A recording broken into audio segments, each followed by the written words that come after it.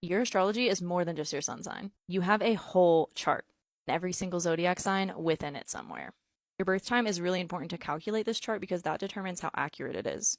Your birth time creates your rising sign, which is where your chart begins. Your rising, also called the ascendant, creates the framework for the whole chart and lays out the framework of your 12 houses. Everyone has all 12 houses in their chart, and therefore all 12 zodiac signs. What sign you have a certain house in depends on your rising sign. For this person, it would start with Virgo and go from there in zodiacal order.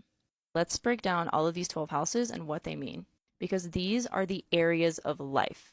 Your houses and where you have planets in your chart in these houses tell you what areas of life are a major focus for you and where and how that planet shows up in a certain area of your life.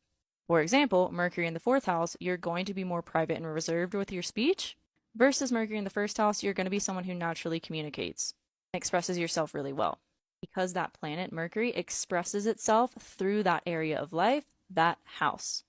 So the first house is your sense of self, your identity, your appearance, your body. It is literally everything to do with you, your personality, your outward persona.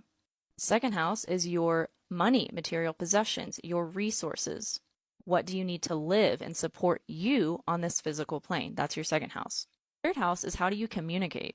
What is your mental space like? What are the things you tend to need to do on a day-to-day basis? Your short distance trips, errands you run, people around you in your close-knit community, your close-knit friends and siblings.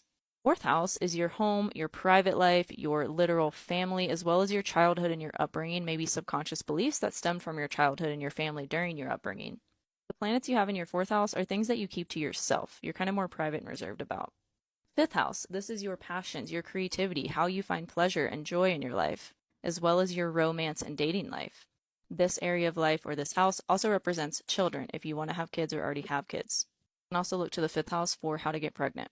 Sixth house, your work, your well-being, your job, like the work you do for money, your work and health routine, what you need to take care of your body, your physical health, as well as injuries and illness can live in the sixth house. All of these first six are about you and your personal life.